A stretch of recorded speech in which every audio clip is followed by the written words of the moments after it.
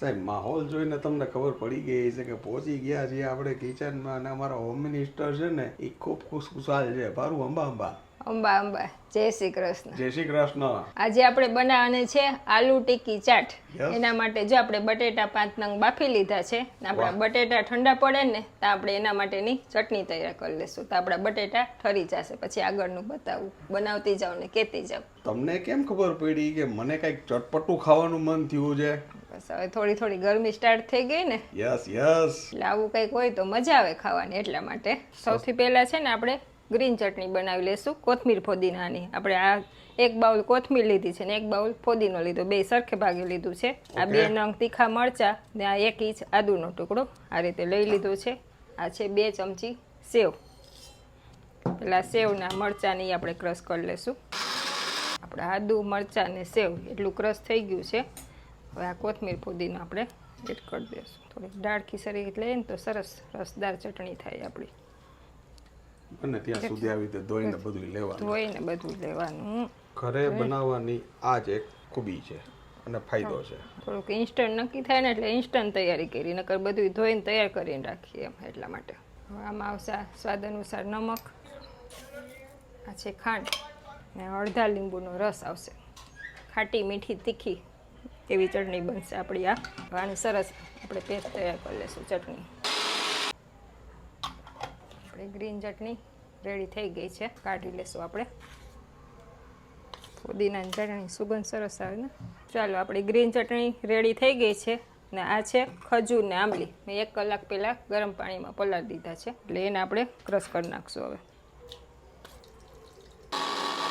નમસ્કાર સર્વ દર્શક મિત્રોને સ્વાગત છે તમારું અમારા નવા એક વ્લોગમાં જેનું નામ છે પરાગ સાતા વ્લોગ. મિત્રો બહારથી દેખાય ને એ બધાય ભીતરથી એટલા રૂપાળા નથી હોતા અને સંબંધો જે બધા તમે જોવો છો ને એ ભીતરથી ઉફાળા નથી હોતા. આ વાત સાથે આ ચીજ સાથે શરૂ કરીએ આજની નવી રેસીપી. મિત્રો આજે અમે તમને બતાવવા જઈ રહ્યા છીએ આલુ ટિક્કી ચાટ, અને જે ઉનાળામાં ખાવાની ખૂબ મજા આવે છે અને એ અમારી ઘરે કેવી રીતે બને છે એ પૂછવું પડશે અમારા હોમ મિનિસ્ટરને. તો જલ્દીથી એને પૂછી લઈએ કે આ કેવી રીતે બનાવે છે. ચાલો આપણી એક જાતની ચટણી રેડી થઈ ગઈ છે, બીજી જાતની તૈયાર થાય છે. ખજૂર આંબલીની તૈયાર થાય છે, ક્રશ થઈ ગયું છે. આમાં હવે બધું મસાલાને એડ કરી દઈશું આપણે. પછી નમક સ્વાદ અનુસાર, પછી હળદર પાવડર 5 ચમચી, પછી ધાણા જીરું પાવડર 1 ચમચી, પછી લાલ મરચું પાવડર અડધી ચમચી. આ છે ગોળ. ચટપટી ચટણી હોય ને તો ચાટ ખાવાની મજા આવે. અને આના વિના બધું અધૂરું. આના વિના બધું અધૂરું એમ મારું બા કહે. ચટણી વગર બધું અધૂરું. આને સરસ ક્રશ કરી લેશું એટલે આ ચટણી આપણી ready.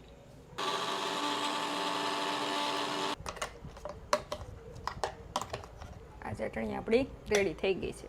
Thank you very much. ચાલો ઓલમોસ્ટ 2 જાતની ચટણી આપણી રેડી.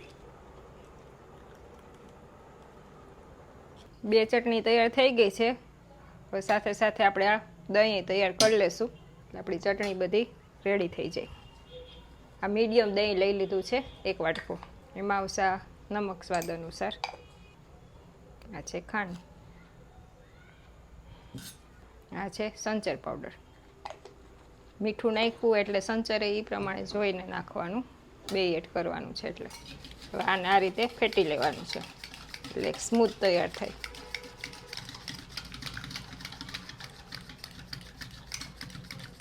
આપણી ખાંડ એ ઓગળી ગઈ છે. જોરદાર પ્રોગ્રામ થઈ છે ભાઈ, તૈયારી. આપણું દહીં ફેટાઈ ગયું છે. આપણે દહીં કાઢી લઈશું આમાં.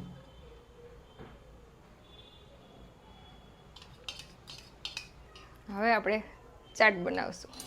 વાહ, કેવું વડો તમારું કામકાજ. કલરફુલ થઈ ગયું કા? બધું કલરફુલ ભાઈ. ચાલો આપણા બટેટા ઠંડા થઈ ગયા છે ને બટેટા આપણે ફોલી લીધા છે. બટેટાને છે ને આ રીતે મેશ કરવાના છે, જરાય ગાંઠા ન રહે.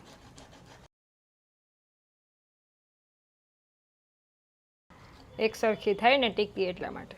યસ. હા, જોઈને ખાવાનું તમને મન થઈ જાય છો ભાઈ.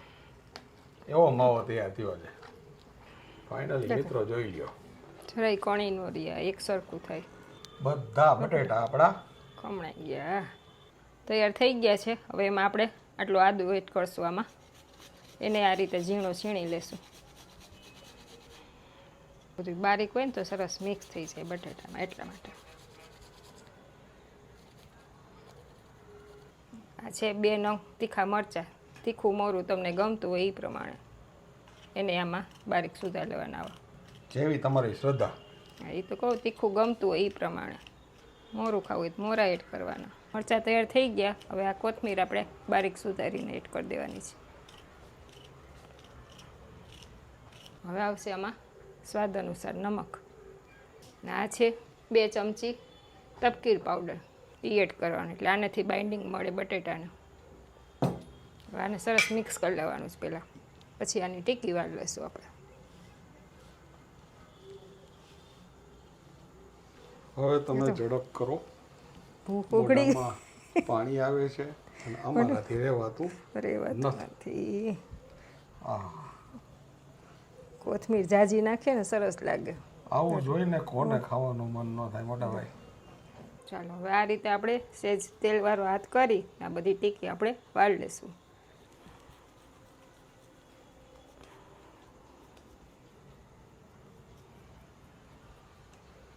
આ રીતે. વાવ. આ રીતે બધી ટીકી વાળી લેવાની. સેજ તેલવાળો હાથ કરીએ ને તો ચોટે નહીં, બીજું કંઈ.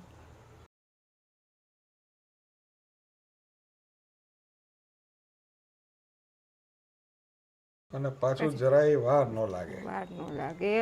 કેટલી મસ્ત લાગે છે દેખાવમાં. બનવામાંય વાર ન લાગે ને ખાવામાંય વાર ન લાગે. બીજાની યાર તમે મસ્કરી કરવા માંડ્યા અમારી. ના ના, હું ખાતો સાચું જ કહું ને. બનાવવામાંય વાર ન લાગે ને ખાવામાંય વાર ન લાગે. પ્લેટ તૈયાર થાય પછી શું વાર લાગે? 10 જ મિનિટ ખાલી. તમે બનાવો છો જેવું. આપણી ટીકી બધી વરાઈ ગઈ છે. હવે આપણે આને ફ્રાય કરી લેશું. ઓકે, ઝડપથી ભાઈ, ઝડપથી. Look at that. ચાલો ફાઇનલ એક ક્ષણ આવી ગઈ જેની હું રાહ જોતો તો આતુરતાથી. બસ જો તેલ ગરમ થઈ ગયું છે. હવે આપણે આ ટીકી છે ને એક આમાં સમાઈને એટલી એડ કરી દઈશું.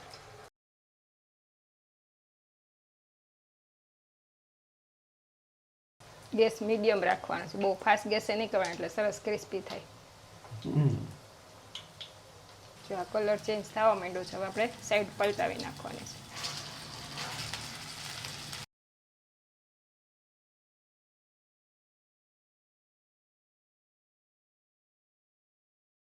વસ્તુ એવી છે નાના મોટા બધાને ખાવાની મજા આવે.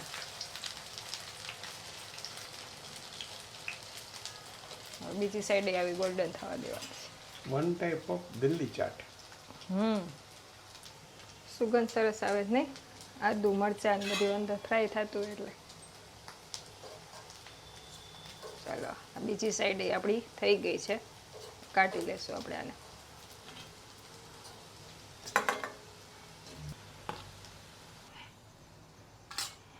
હવે આ રીતે આપણે આ બીજી ફ્રાય કરી લેશું. ચાલો આમાં હવે આ વધારાનું જે તેલ છે ને આપણે એ બધું કાઢી લેશું. 1 ચમચી તેલ આમાં રહેવા દીધું છે આપણે. તો આપણું આ પેન ને તેલ બે ગરમ છે, એમાં જ આપણે છે ને મસાલા એડ કરી દઈશું. આ છે અડધી ચમચી સંચર પાવડર, આ છે શેકેલા જીરાનો પાવડર 1 નાની ચમચી, આ છે 1 નાની ચમચી આમચૂર, અડધી ચમચી લાલ મરચું પાવડર. ગરમ છે ને એમાં જ આપણે મિક્સ થઈ જાય. મસાલા બધા સરસ મિક્સ થઈ ગયા છે. આ બધું ગરમ હતું ને, આપણી જાડી છે એટલે નકર ગરમ કરી લેવાનું. હવે એમાં આપણે આ બધી ટીકી એડ કરી દઈશું. બધું મસાલાનું કોટિંગ આમાં કરી લેવાનું છે બધી ટીકીમાં. સુગંધ આવી છે અફલાતૂન. તો કહું છું બાળકોને મોટાને બધાને મજા આવે છે. આ બધી ટીકી આપણી કોટિંગ થઈ ગયું છે. એકદમ ક્રિસ્પી છે, જેમ ખખડે છે. ફાઇનલી તમારી આતુરતાનો અંત આવે છે.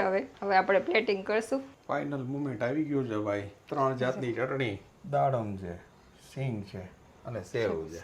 ચાલો હવે આપણે ગાર્નિશિંગ કરી લેશું. આપણે આ આવી ગઈ આપણી ગરમા ગરમ ટીકી. આ એવું આપણું દહીં.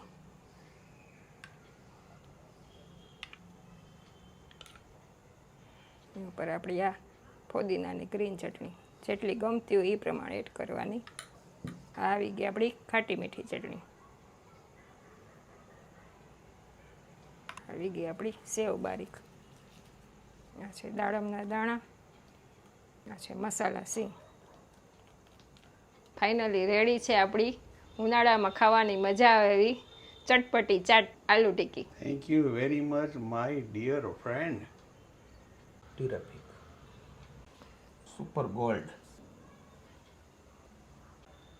સાહેબ આપણી આલુ ટિક્કી ચાટ આવી ગઈ છે અને જોઈને ખાવાનું મન થઈ જાય ને એવી સરસ થઈ જાય. તમને એક તોડીને બતાવું ભાઈ કેવી અદ્ભુત થઈ જાય એ બતાવું તમને, જોઈ લ્યો સાહેબ. નાના મોટા બધા એને ભાવે ને એવી મસ્ત થઈ જાય. ટીકી છે ને આપણી એકદમ ક્રિસ્પી થઈ જાય, એનો મસ્ત સ્વાદ આવે છે અને એની ઉપર જે ઠંડુ દહીં નાખેલું છે ને એ અફલાતૂન લાગે છે.